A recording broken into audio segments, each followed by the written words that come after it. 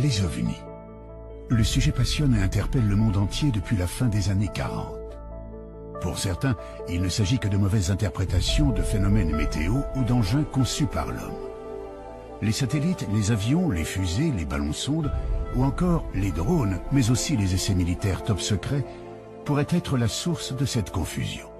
Mais pour d'autres, il s'agit bel et bien d'engins venus d'autres mondes qui nous visiteraient depuis très longtemps. Pour les défenseurs de la présence d'ovnis dans notre ciel, la preuve pourrait se trouver dans notre passé, à une époque où aucune technologie humaine n'était présente dans le ciel ou l'espace. D'après eux, il existerait des archives contenant de véritables histoires de soucoupes volantes consignées dans les chroniques romaines. On trouverait aussi, au Moyen-Âge, la trace de vaisseaux aériens naviguant au-dessus des paysans en utilisant la foudre comme arme de destruction. Les chroniques de la Renaissance foisonneraient de rapports faisant état de fabuleuses apparitions dans le ciel. Des apparitions, pour certaines, clairement semblables aux observations modernes d'OVNI. Alors, qu'en est-il vraiment ? À travers cette enquête, nous allons découvrir que les archives recèlent d'extraordinaires documents. Le passé a bien été le théâtre de phénomènes aériens ou célestes marquants pour toutes les populations de notre planète. Des observations qui furent interprétées comme des apparitions divines, des présages, mais aussi comme d'effroyables signes du ciel.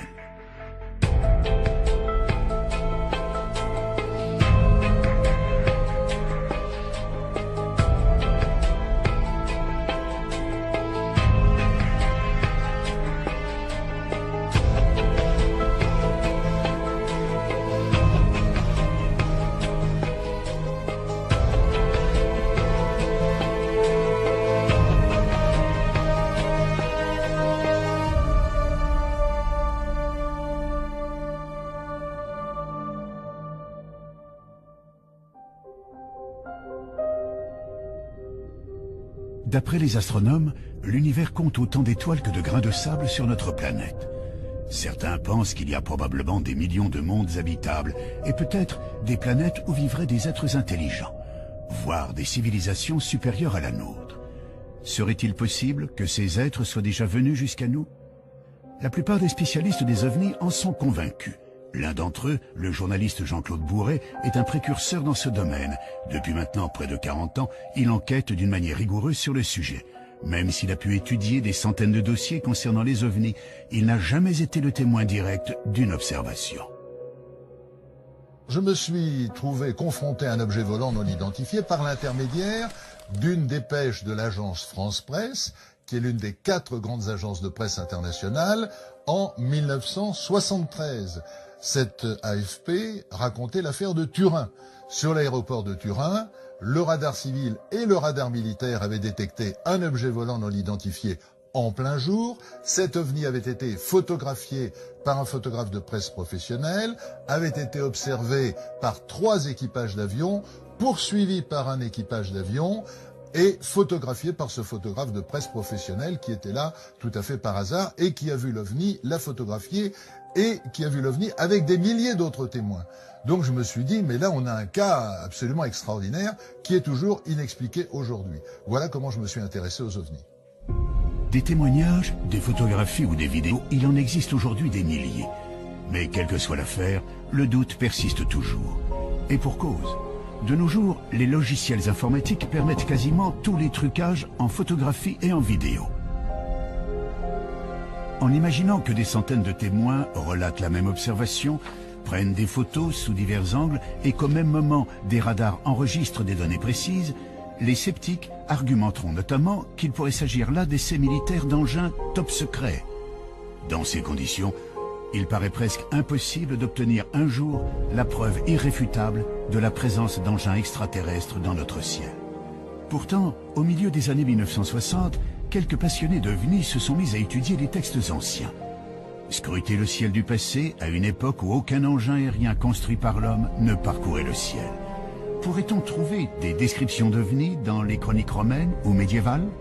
Évidemment, plus on remonte dans l'histoire des hommes, à des époques où la technologie moderne n'existait pas, il n'y avait pas d'avion, il n'y avait pas de ballon-sonde, il n'y avait pas de satellite artificiel.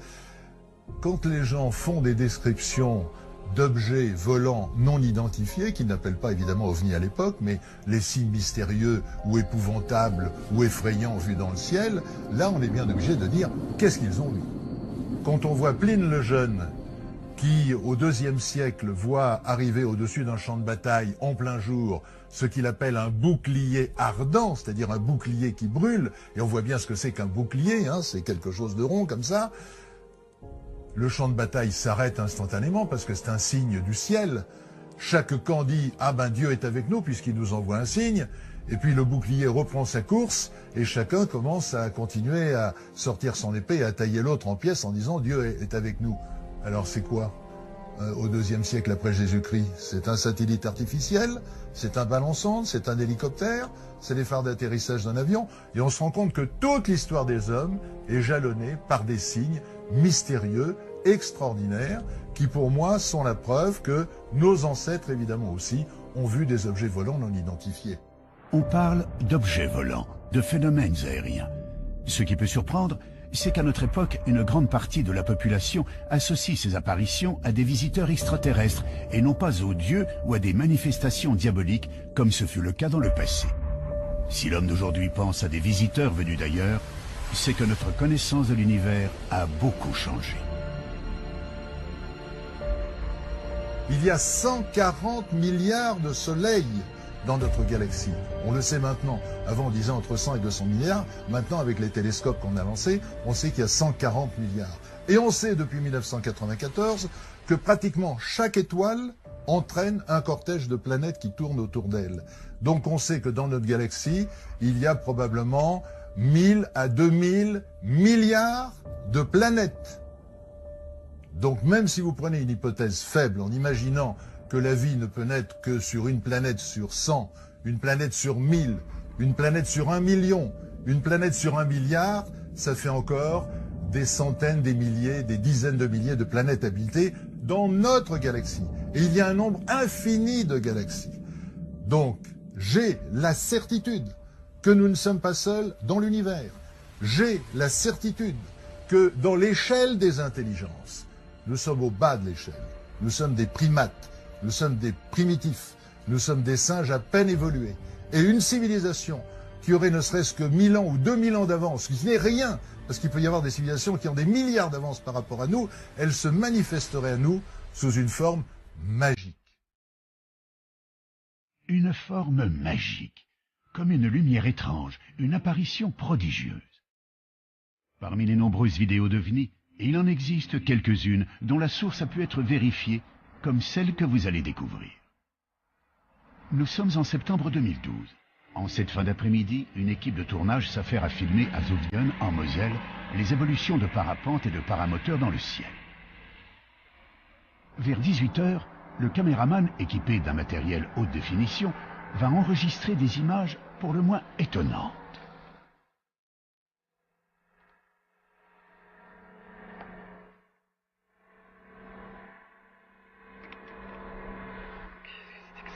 C'est quoi ce que tu fais? Je sais pas, un ovni. Je sais pas ce que c'est. Sur les agrandissements et au ralenti, quelques séquences laissent apparaître ce que beaucoup définissent comme une sorte d'ange. Il est facile d'imaginer que si cette étonnante observation avait eu lieu quelques siècles auparavant, la plupart des gens l'auraient perçue comme une apparition divine. Il faut d'ailleurs noter que les références à des phénomènes étranges dans le ciel se retrouvent dans toutes les religions. Certaines des descriptions bibliques pourraient d'ailleurs laisser penser à des observations d'OVNI. Si vous prenez un livre qui est reconnu par tout le monde, le Pentateuque, reconnu par les Juifs, par les chrétiens, par les musulmans, vous avez le livre du prophète Ézéchiel. Eh bien, j'incite les téléspectateurs à prendre une Bible, s'ils en ont une chez eux, à lire la première page du livre du prophète Ézéchiel. Que dit Ézéchiel? Il dit « Et je vis des visions divines, et voici que quelque chose descend du ciel, brillant comme de l'airain luisant, et voici une roue sur la terre, comme si une roue eût été au milieu d'une autre roue, avec des yeux tout autour de la jante de la roue qui est immense. Nous on dirait avec des hublots. Et voici des animaux qui descendent des roues, c'est-à-dire des êtres vivants, mais qui ne sont pas des êtres humains et qu'Ézéchiel appelle des animaux. Et les roues se déplacent et vont là où l'esprit des animaux veut qu'ils aillent. Donc, c'est piloté, c'est clairement écrit dans la Bible. Donc là, nous sommes 500 ans avant la naissance du Christ.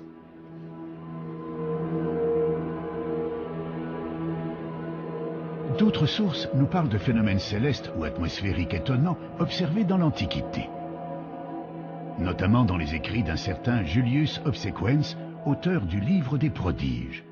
Cet ouvrage réunit des faits étranges relevés de l'an 249 à l'an 12 avant Jésus-Christ.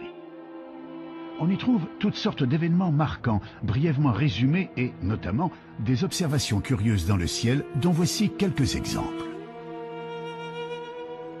Près de Spolète, un globe de feu de couleur d'or tomba en tournoyant sur la terre. Ayant ensuite augmenté de volume, il s'éleva dans les airs et, porté vers l'Orient, il couvrit l'étendue du soleil. On vit à Tarquinium une torche ardente sillonner l'étendue et tomber soudain. Au coucher du soleil, un corps semblable à un bouclier ardent fut aperçu, se dirigeant de l'Occident vers l'Orient. On vit comme des armes et des javelots s'élever de terre avec un grand bruit et se diriger vers le ciel. Comment expliquer ces mystérieuses observations relevées par plusieurs chroniqueurs romains? Yannis Delianis, historien, diplômé d'une maîtrise en archéologie à l'université de la Sorbonne, étudie ces textes anciens où les références à des phénomènes célestes ou météorologiques inexpliqués ne sont pas rares. Les Romains nous parlent de poutres enflammées qui traversent le ciel. Ils nous parlent d'apparitions, ils nous parlent de globes de feu qui parfois ont des comportements étranges dans le ciel. On a un exemple chez Julius Obsequens d'une boule qu'il nous dit de couleur dorée qui serait descendue pratiquement au niveau du sol pour ensuite remonter. Ce sont des phénomènes qu'on s'explique mal aujourd'hui, qui pourtant sont rapportés de façon plus ou moins précise, et malheureusement on ne sait pas quoi en faire de ces observations, de ces rapports. S'il est possible que certaines de ces descriptions, comme les torches ardentes, les poutres enflammées ou les étoiles chevelues, citées dans les chroniques romaines, peuvent se rattacher à l'observation des météorites ou des comètes, il paraît plus difficile d'expliquer la vision d'une boule dorée se posant puis remontant vers le ciel ou d'un bouclier ardent parcourant l'horizon.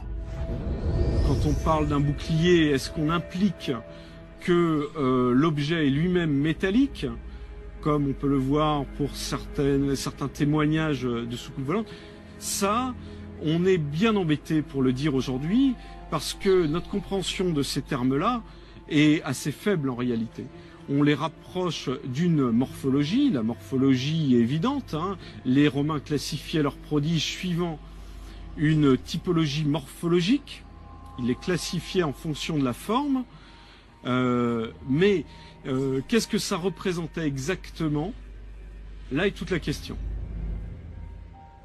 Les boucliers volants de l'Antiquité restent donc une énigme pour les historiens. On peut aussi s'interroger sur un autre fait surprenant de ces écrits vieux de 1800 ans. À leur lecture, on s'aperçoit que leurs auteurs ne cherchent jamais à expliquer l'origine de ces phénomènes, comme si cela les dépassait de très loin. Les Romains voyaient des choses dans le ciel qu'ils ne s'expliquaient pas forcément, ou qu'ils tentaient d'expliquer par une rupture de l'équilibre de la nature. Donc ils cherchaient des interprétations. Et c'était peut-être ce qui les intéressait le plus en réalité, plus que le phénomène lui-même ou que sa nature, était de savoir ce qu'il fallait en faire et comment le comprendre, comment comprendre ces signes. C'est d'ailleurs l'un de ces signes qui marquera un tournant radical dans l'histoire de l'humanité. En effet, en l'an 312, Constantin, qui s'apprête à combattre pour le trône impérial de Rome, voit soudainement apparaître dans le ciel d'Italie une croix étrange, entourée d'un cercle. Il croit y reconnaître un symbole chrétien. Pour le futur empereur, c'est bien sûr un message. Alors qu'il ne croyait pas au Dieu des chrétiens, il est désormais persuadé d'être protégé par le Christ. Après sa victoire, Constantin interdira la persécution des chrétiens dans l'Empire, annonçant le début d'une entrée de l'Europe dans l'ère chrétienne. Tout cela, suite à l'apparition d'un phénomène étrange dans le ciel d'Italie, il y a 17 siècles.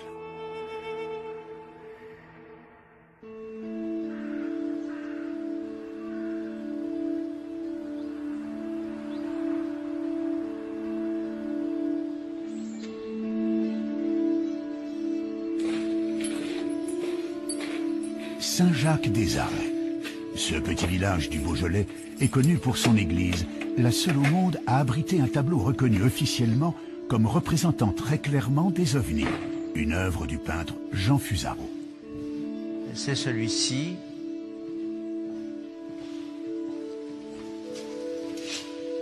Alors Fusaro, sur le plan graphique, il faut parler du plan graphique aussi, il s'en donne à cœur joie, évidemment, qu'il y a une représentation de toutes les phases de l'histoire de Régobard. Ces tempestaires, le blé, le monde rural, la ruralité. Il y a même un petit hameau beaujolais, là, derrière la croix, en bas, là. Et puis, il y a cette spatialité différente, cette fabuleuse interprétation de ce qu'on appelle des ovnis au jour d'aujourd'hui, hein. Des ovnis, des bateaux qui voguent dans les nuages. Alors ce sont soit des bateaux, soit des soucoupes, soit des montgolfières, soit des cochons qui volent, soit des oiseaux qui volent. C'est tout à fait un monde où Fusaro se délecte d'abord, parce que c'est un peintre de la délectation. Il se délecte et il s'en très fort.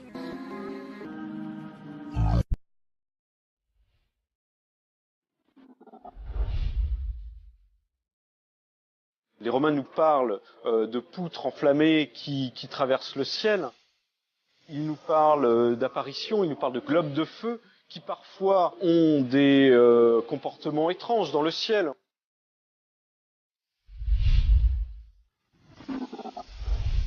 On croyait aussi dans l'existence de vaisseaux aériens venant d'un pays s'appelant la Magonie. On peut voir par exemple des éléments qui nous paraissent bizarres. Et c'est là qu'il y avait une grande croix lumineuse qui était apparue dans le ciel, mais une croix couchée, sans Christ dessus, une croix lumineuse couchée.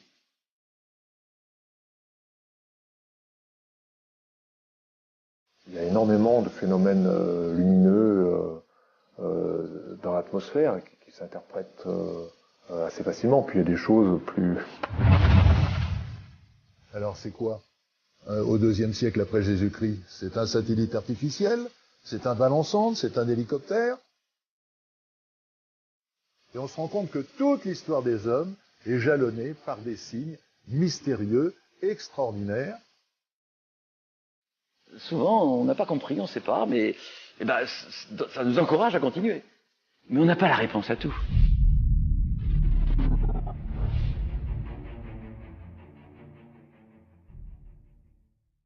Toute une série de croyances ont pu se développer. Ça vient d'en haut, oui, ça vient d'en haut, ça vient du ciel.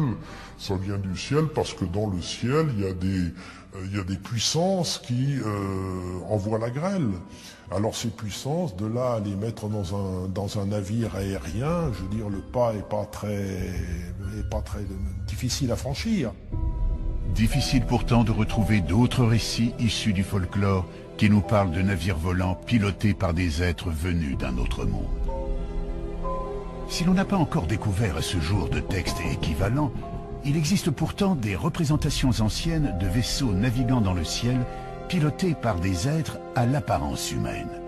Ces représentations sont visibles dans une église située dans le monastère de Dekani, au Kosovo. Parmi les fresques et les icônes datant du milieu du XIVe siècle, on peut apercevoir sur une crucifixion deux engins aériens très particuliers. Deux petits vaisseaux occupés chacun par un homme qui semble faire office de pilote. Une représentation peinte il y a plus de 700 ans et qui, on peut le comprendre, a passionné les amateurs d'ovnis qui pensent avoir trouvé là une véritable preuve d'ovnis dans les temps anciens. Mais pour mieux comprendre, il faut visiter d'autres églises plus proches de nous qui abrite des représentations assez comparables à celles de Décanie. En Belgique, à Chevetogne, se trouve un petit monastère occupé, tout comme au Kosovo, par des religieux orthodoxes.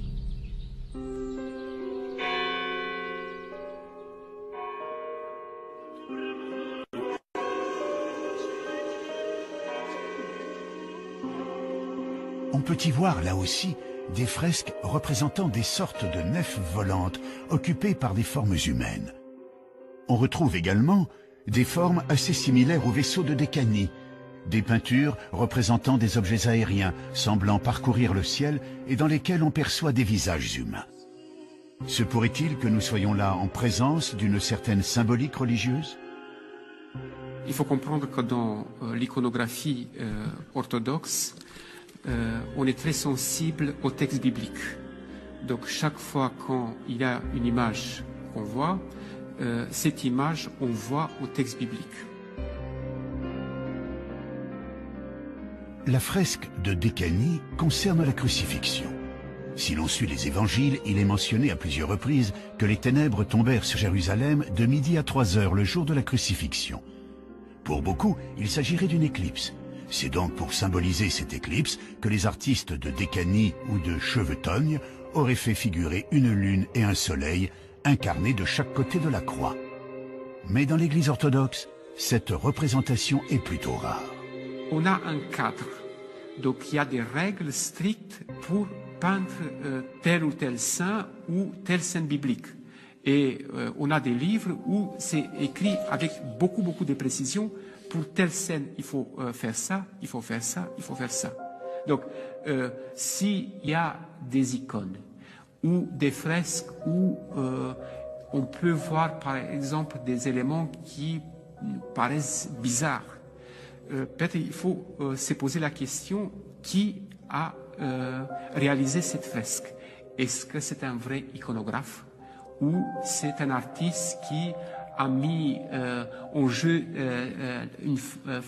sa fantaisie?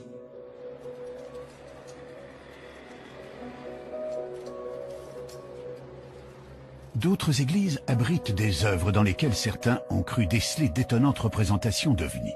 C'est le cas de la collégiale Notre-Dame de Beaune.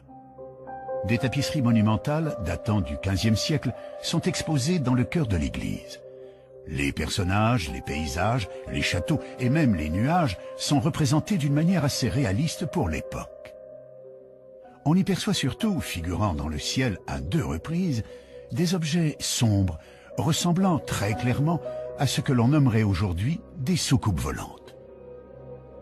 Serait-on là face à une volonté des artistes de l'époque de faire figurer une observation particulière dans le ciel du XVe siècle? La réponse à cette énigme se trouve en fait dans l'histoire même des tapisseries. Il faut remonter au commanditaire, au financeur de cette œuvre. Or, il se trouve que l'un des généreux donateurs était le cardinal Jean Rollin, un cardinal que les artistes de l'époque, pour une raison que l'on ignore, n'ont pas pu représenter physiquement sur les tapisseries. Alors, pour le remercier, ils ont tout simplement fait broder sa coiffe, le symbole de son rang, autrement dit son chapeau, au-dessus de tous les autres personnages. Une explication difficilement contestable, même si certains avancent le fait qu'un chapeau de cardinal est toujours représenté en rouge et surtout pas en noir. Il s'avère donc très périlleux de chercher des preuves de l'existence des ovnis dans les peintures, les fresques ou les broderies des siècles passés. Cependant, un travail de recherche dans les archives pourrait permettre de dénicher des cas de phénomènes inexplicables dans le ciel de nos ancêtres.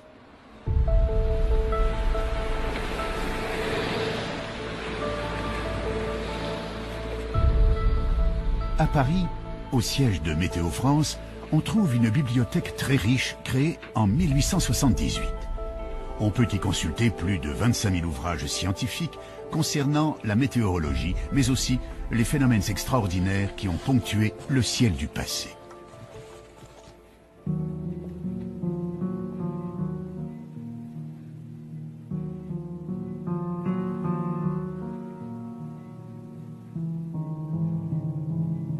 On a la chance d'avoir une bibliothèque qui est très riche et ancienne. On a des livres à partir du XVIe siècle.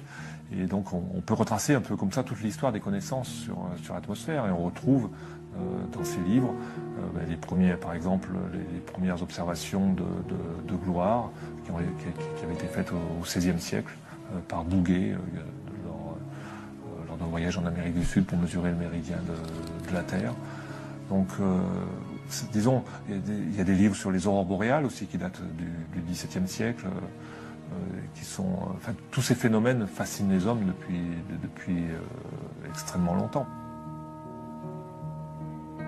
L'un des plus anciens ouvrages conservés est un livre rare, souvent cité en référence par les ufologues, le Prodigorium Chronicon de Conrad Lycosthein, un ouvrage du XVIe siècle en parfait état de conservation. Le livre de Lycosthein, c'est un livre en latin, c'est le livre des prodiges, qui a été édité en 1557 et qui est une chronique depuis la création, depuis le début, d'un ensemble de phénomènes extraordinaires. Alors ces phénomènes extraordinaires peuvent concerner les animaux, ce sont des animaux avec deux têtes, mais dans la plupart des cas, ce sont des phénomènes naturels. Donc il y a un grand nombre d'inondations, justement de parélie, de halos. Il y a énormément de phénomènes lumineux dans l'atmosphère qui s'interprètent assez facilement. Puis il y a des choses plus... on se demande si c'est pas sorti de l'imagination de celui qui a écrit. Par exemple, on voit des bruits des armes dans le ciel, donc des bruits de bataille. On peut penser que ce sont des orages. Des tremblements de terre, enfin, on voit avec des villes qui sont avec des bâtiments qui sont détruits. Donc ce livre est très intéressant parce que chaque phénomène est daté. Et puis donc il y a un très grand nombre d'illustrations. Alors on se rend compte, ce sont des illustrations qui étaient des gravures au bois, et que c'est un petit peu les mêmes illustrations qui resservaient plusieurs fois. Une nouvelle fois, l'auteur de cet ouvrage, tout comme le chroniqueur romain Julius Obsequens, fait donc état de prodiges extraordinaires observés dans le ciel depuis l'Antiquité. On y retrouve, illustrés, les fameux boucliers évoluant dans l'atmosphère, des soleils en pleine nuit, et torches ardentes et autres poutres flamboyantes. Mais à y regarder de plus près, il semblerait très envisageable que la majorité des cas représentés sur ces gravures trouvent aisément des explications météorologiques ou astronomiques. Pour les cas les plus étranges, il faut savoir que l'histoire des hommes a été marquée par des phénomènes cosmiques extraordinaires, mais tout à fait naturels. Des phénomènes qui ont très sûrement interpellé les chroniqueurs du passé. Il y a de temps en temps des phénomènes nouveaux et étonnants. Alors les comètes en font partie, brutalement dans le ciel. C'est une comète qui va rester quelques jours, quelques mois, présente dans le ciel. Les chutes de météorites, c'est autre chose. Alors, ou bien c'est une étoile filante dans le ciel, ou bien c'est vraiment une explosion, ou bien c'est vraiment une onde de choc, ou c'est vraiment un cratère à l'arrivée, notre phénomène. Il y a un autre phénomène intéressant qu'on n'a pas vu depuis quelque temps, qui est une supernova. Qu'est-ce que c'est qu'une supernova? C'est une étoile qui, après avoir fabriqué des éléments comme l'oxygène, l'azote, le chlore, jusqu'au fer, explose. C'est-à-dire, elle s'effondre sur elle-même et rebondit, ça explose. Et entre parenthèses, ce sont des phénomènes essentiels, puisque c'est le mécanisme par lequel nos atomes dans notre corps sont formés. Tout ce que vous avez dans votre corps, c'est-à-dire un peu de chlore, un peu de magnésium, un peu de calcium, etc. et autres, a été fabriqué un jour dans une étoile qui n'est pas le Soleil et qui a explosé. Et un tel phénomène est spectaculaire, parce que l'étoile, quand elle explose, elle devient pratiquement aussi lumineuse que toute la galaxie, c'est-à-dire aussi lumineuse qu'un milliard d'étoiles. Ce qui veut dire que cet objet est l'objet le plus brillant du ciel. Vous le voyez évidemment la nuit, c'est le plus brillant, mais en même temps, vous le voyez le jour. Il est tellement brillant qu'on le voit de jour. Ah, il est moins bien que le soleil, d'accord. Mais vous voyez cette étoile nouvelle que vous ne pouvez pas ignorer, qui va durer 20 jours, 30 jours, maximum 100 jours, qui apparaît brutalement et qui ensuite disparaît lentement. On peut en effet largement concevoir qu'une supernova, l'explosion d'une météorite ou l'apparition soudaine d'une nouvelle étoile dans le ciel, ait pu frapper l'esprit de nos ancêtres. Quand un phénomène nouveau apparaît, il y a ceux qui imaginent je ne sais quelle histoire complètement stupide, je dirais même obscurantiste, et puis il y a ceux qui réfléchissent. Et il y a déjà plus de 2000 ans, Lucrèce, qui observait les comètes comme ses contemporains, s'était dit « je ne comprends pas ce que c'est que les comètes, mais si on étudie ce phénomène, et si on réfléchit, on le comprendra. Et un jour viendra où nous comprendrons ce qu'est ce phénomène, qu'un phénomène naturel probablement. Vous voyez ce que disait Lucrèce il y a 2000 ans. Puis en même temps, certains écrivaient je ne sais quelles histoires rocambolesques sur le sujet. Si de nombreux phénomènes astronomiques étaient connus et étudiés dans l'Antiquité, il semble pourtant que les Grecs comme les Romains aient été les témoins de curieuses apparitions. Que pensent les astronomes d'aujourd'hui de ces boucliers ardents ou du cas de ce globe doré qui remontait vers le ciel? Ce genre de phénomène, ça se rattache à ce qu'on appelle la fragilité des témoignages humains. C'est-à-dire, en gros, quand vous assistez à quelque chose, n'importe quoi, un accident, un phénomène, et on vous demande de témoigner. Eh bien, en fait, ce qui se passe, c'est que vous avez vu, votre cerveau l'interprète. Et votre cerveau l'interprète en fonction de son éducation. Et donc, on a fait cette expérience une fois à Nice, je me souviens, à l'Observatoire de Nice, où le 3e étage d'une fusée soviétique retombait dans la Méditerranée.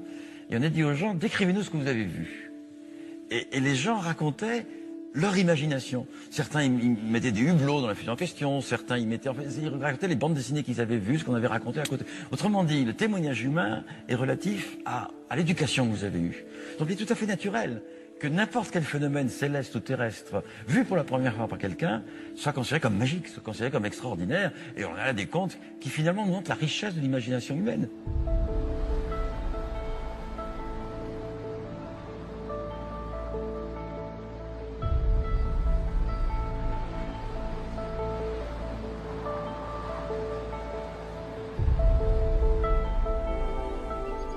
La ville de Nice détient justement un document qui a enflammé l'imagination de nombreux ufologues. Le document en question se trouve aux archives communales et il renfermerait l'un des cas les plus énigmatiques d'OVNI dans le passé.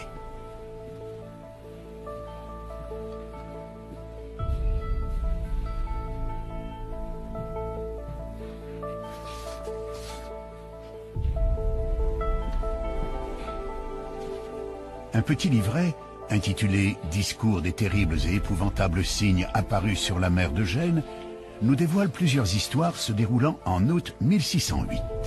Cette année-là, la population aurait été témoin de nombreux prodiges autour de la Méditerranée, notamment en Italie, où les habitants de Gênes furent terrorisés par l'arrivée subite de 3 chars ou carrosses extraordinaires sur le port de la ville. Des chars tirés par des figures de feu, d'où sortaient des hommes dont le corps semblait en partie recouvert d'écailles. Ces hommes sont décrits comme ayant des serpents volants entortillés autour du bras qui sautaient hors de la mer en poussant des cris effroyables.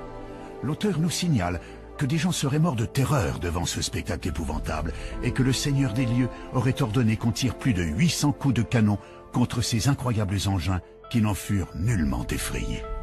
Face à un texte de cette nature, il est assez compréhensible que certains puissent y voir une véritable scène de science-fiction en plein XVIIe siècle. Ce document, il apparaît en 1608. Il fait partie de toute cette littérature de prodiges qui est très florissante au XVIIe siècle. Et c'est ce qu'on appelle un canard. Un canard, c'est un petit pamphlet d'environ 8 pages qui relate des événements prodigieux, ce qu'on appelle à l'époque des signes effroyables, des signes épouvantables, suivant les termes utilisés à l'époque. S'il y avait beaucoup de journaux, de canards dans ce genre à l'époque, se pourrait-il qu'il existe d'autres documents, d'autres sources qui fassent mention de cet événement? Dans le cas précis de ce canard et de cet événement, qui est quand même un événement qui a duré 15 jours, qui a certainement marqué les esprits, eh bien cet événement, curieusement, ne se retrouve pas dans d'autres documents à Gênes. On n'a aucune chronique aucune chronique génoise qui parle de cet événement, et c'est fort curieux. C'est fort curieux parce que certainement cela implique que l'événement n'a pas eu lieu. Encore une fois, l'imagination débordante des humains serait-elle à l'œuvre? Durant ses recherches, Yanis Delianis a pu mettre la main sur des gravures datées du XVIIe siècle. On y voit des représentations de navires étrangement décorés, tirés par des sortes de dragons et entourés de personnages mi-hommes, mi-poissons, tenant dans leurs mains ce qu'on pourrait prendre pour des serpents volants. Le nombre de points communs semble donc important entre le texte sur les épouvantables signes sur la mer de Gênes et ces gravures qui datent, tout comme le canard, de 1608. On retrouve à cette époque-là, en novembre 1608, se passe un événement important à Florence. À Florence, Cosme de Médicis se marie avec Marie-Magdalène d'Autriche le 3 novembre 1608 sur la rivière de l'Arno. Se monte pour célébrer ce mariage une grande fête nautique basée sur les argonautiques d'Apollonius de Rhodes, et on retrouve dans les textes nous décrivant cet événement-là, ces festivités, beaucoup d'éléments qui rappellent les apparitions telles qu'elles sont décrites dans le Canard.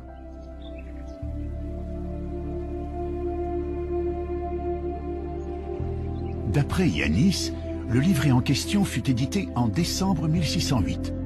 Mais pourquoi l'auteur du feuillet sur les épouvantables signes situerait l'événement en août 1608 et non pas en novembre?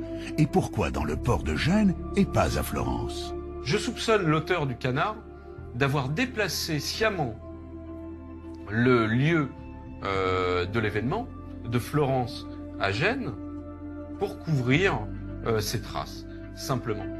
Ça arrive assez souvent dans la littérature de prodige, on réchauffe parfois les histoires, on change les dates, on change les lieux et on ressort la même histoire. C'est assez classique, et là on a peut-être un exemple également de ce genre de technique utilisée par les auteurs des Canards.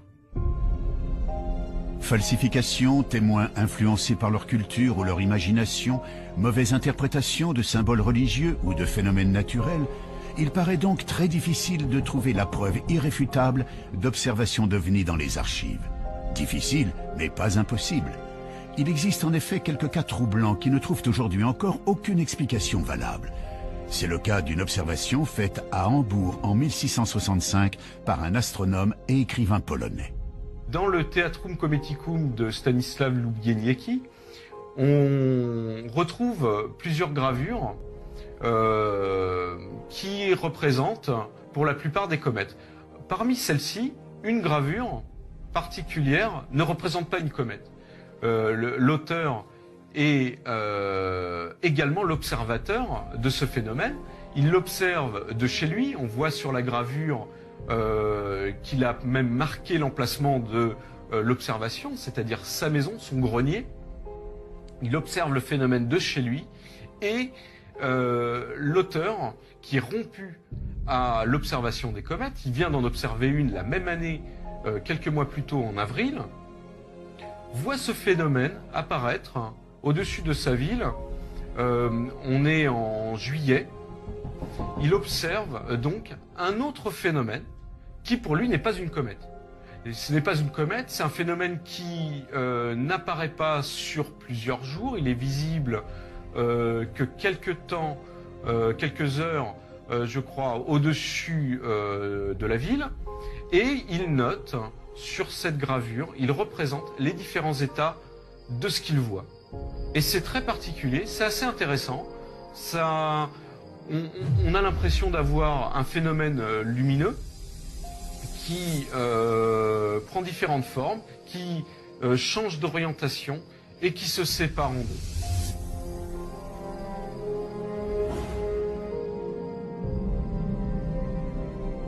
Difficile cette fois de remettre ce témoignage en cause ou d'y trouver une explication naturelle connue. D'autres auteurs à l'esprit également scientifique relateront eux aussi des observations extraordinaires dans le ciel au XVIIIe et XIXe siècle. On peut par exemple découvrir dans un traité de météorologie paru en Belgique en 1837 l'étrange spectacle qui eut lieu dans le ciel des Pays-Bas durant l'été 1812.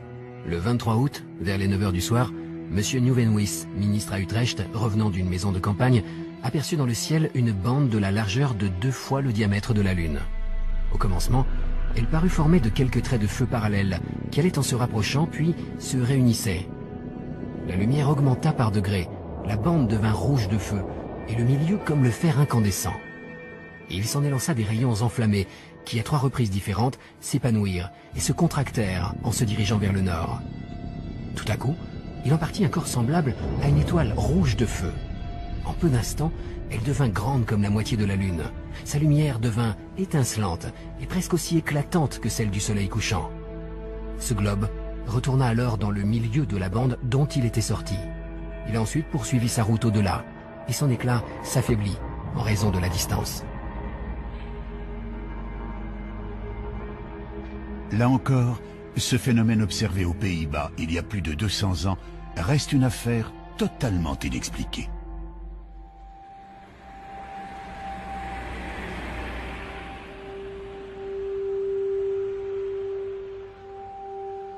Un autre cas très différent s'est déroulé à peu près à la même époque sur la commune de Migné, située à quelques kilomètres de Poitiers.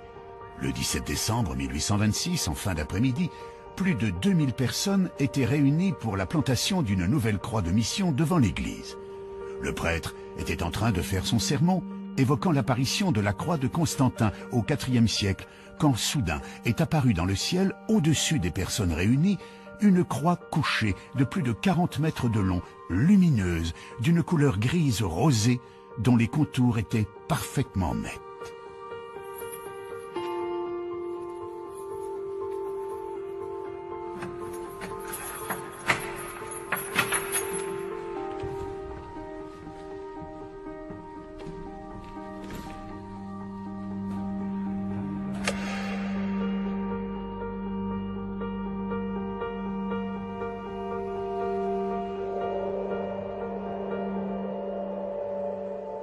C'est pendant qu'il parlait de cette victoire de la croix que brusquement les gens ont été détournés, ne l'ont plus écouté. Il a essayé de parler plus fort et son confrère a dû intervenir en lui disant « mais cessez de parler de l'apparition à Constantin, regardez ce qui se passe ». Et c'est là qu'il y avait une grande croix lumineuse qui était apparue dans le ciel, mais une croix couchée, sans Christ dessus, une croix lumineuse couchée. L'émotion fut immense. La plupart des gens présents se mirent à pleurer, à crier, mais surtout à prier. Cette croix gigantesque, située seulement à une soixantaine de mètres au-dessus de leur tête, était silencieuse, immobile et surtout d'une netteté parfaite, diront les témoins. Ces gens, pour la plupart des paysans qui avaient donc l'habitude des phénomènes naturels, n'ont a priori pas pu confondre cette apparition avec un nuage à la forme particulière. D'ailleurs, les rapports de l'époque font état d'un ciel parfaitement clair ce jour-là. La croix resta en place durant plusieurs dizaines de minutes. Elle était restée très figée, très fixe, donc sans aucun mouvement. Et elle a disparu parce qu'après le prédicateur, évidemment, il avait perdu l'attention de ses fidèles. Il ne lui restait plus qu'une chose, il a essayé d'entonner le chant « Vive Jésus, vive sa croix » qu'on chantait lors de ses plantations de croix. Mais ça n'a pas trop bien marché, les gens étaient trop perturbés par cette croix apparue pour pouvoir chanter. Alors de guerre lasse, il a fait rentrer les gens dans l'église pour rendre grâce à Dieu. Et comme ça, dans l'église, il pensait avoir nouveau son peuple en main, le peuple qui lui échappait à l'extérieur. Une petite partie des gens présents n'avaient pas pu rentrer dans l'église. Certains étaient restés à l'extérieur. Quelques personnes ont donc encore pu observer plus longuement cette croix aux particularités si étonnantes. Il y a même le témoignage d'une dame qui est citée dans la commission d'enquête, qui repartait et qui par le haut, donc en montant, puisque nous sommes un peu dans le creux, et qui a les collines d'alentour, qu'elle voyait encore la croix couchée, donc en partant tout de suite pendant que les gens allaient dans l'église, elle la voyait encore de haut, à peu près à sa hauteur. Si l'on résume, il ne paraît pas envisageable que cette population ait pu faire face à un phénomène météorologique connu. Peu probable également de trouver une explication du côté de l'astronomie. Reste l'hypothèse d'un canular, une théorie qui a aussi eu quelques adeptes peu après l'apparition. Certains avançaient qu'il était possible d'obtenir un résultat similaire en installant une croix de bois léger sur un système de câbles tendus sur des centaines de mètres. Donc vous avez pu vous-même voir que ce n'était guère possible des câbles parce que c'est quand même très éloigné et puis les collines ne sont pas élevées à ce point-là que des câbles auraient pu supporter une croix. Non, l'autre c'était la théorie du cerf-volant, donc qu'apporte ce témoin qui voudrait absolument dire qu'elle n'ait pas eu lieu. Mais là aussi le maire de Migné lui a envoyé une lettre officielle, d'ailleurs qui est publiée, l'invitant à venir sur place à faire son montage de cerf-volant pour montrer que ce serait possible, mais finalement il ne s'est jamais présenté et donc... Il faut également admettre que si cette apparition n'était qu'une escroquerie conçue par un petit groupe, l'opération aurait nécessité un bon nombre de complices. La croix en question faisant tout de même plus de 40 mètres de long. Difficile de ne pas être vu et de rester discret pour installer un tel monument à 60 mètres de haut sur une place publique en plein jour. De plus, les années passant, personne n'a jamais avoué avoir participé à une telle action. Enfin, si des gens d'église avaient organisé et créé de toutes pièces cette apparition dans un but de propagande, ils auraient utilisé leur propre code, respecté le dogme catholique. Or, la croix qui est apparue dans le ciel de Migné en 1826 est dans le sens contraire au rite chrétien. L'évêque a fait, quand il a fait reconstruire l'église pour garder un souvenir de l'apparition, il l'a fait reconstruire en la retournant en quelque sorte à l'endroit exact où est apparue la croix. C'est pour cette raison que l'église actuelle, donc puisqu'on a rajouté le chœur et le transept, est tournée vers l'ouest, donc en sens inverse de toutes les autres églises. Donc pour moi, c'est plutôt un signe que de sortir, d'aller vers le monde, de regarder en avant. Cette histoire de la croix de Migné reste aujourd'hui encore classée dans la catégorie des apparitions divines, tout comme la croix apparue à Constantin, ou les nombreux prodiges observés à toutes les époques de l'histoire humaine. Nous l'avons vu, une très grande partie des cas décrits par les ufologues comme étant des preuves de l'existence des ovnis dans le passé peuvent trouver des explications rationnelles. Mais une chose est certaine, les archives contiennent bien des cas d'observation de phénomènes extraordinaires et inexpliqués dans le ciel du passé. Toutes les civilisations qui furent témoins de ces prodigieuses apparitions y ont perçu un signe interprété comme magique ou divin. Aujourd'hui, à notre tour, nous interprétons ces signes en y voyant la présence de technologies venues d'autres planètes. Une croyance qui nous permettrait d'accréditer la thèse selon laquelle nous rentrerons un jour en contact avec une civilisation plus évoluée que la nôtre. Pour certains adeptes de la théorie extraterrestre, à travers les signes, les apparitions ou les prodiges du passé, les ovnis n'ont jamais cessé de nous envoyer un signal. Le signal magique de la présence d'autres civilisations dans l'univers. Mais ces civilisations auraient-elles vraiment un intérêt à communiquer avec nous? Est-ce qu'on communique avec la civilisation des fourmis? Est-ce qu'on communique avec la civilisation des abeilles? Est-ce qu'on communique avec un escargot? Vous imaginez un escargot, il pleut, il sort de sa coquille, il avance comme ça, et puis il y a quelque chose de vertical. Il monte, et c'est un piquet qui tient une glissière de sécurité d'autoroute. Il est au sommet, et puis avec ses deux petites antennes au bout duquel il y a les yeux, il regarde, il voit passer des lumières comme ça. Est-ce qu'il peut savoir ce que c'est qu'une voiture? Est-ce qu'il peut savoir la différence entre un moteur diesel et un moteur essence? Est-ce qu'il peut imaginer que dans ces voitures, il y a un homme avec une carte de crédit, une puce électronique, un code qu'on rentre dans une machine pour retirer de l'argent? C'est un monde qu'il ne peut même pas imaginer. Eh bien, je pense qu'il y a la même différence entre l'escargot et nous qu'entre nous et certaines civilisations extraterrestres.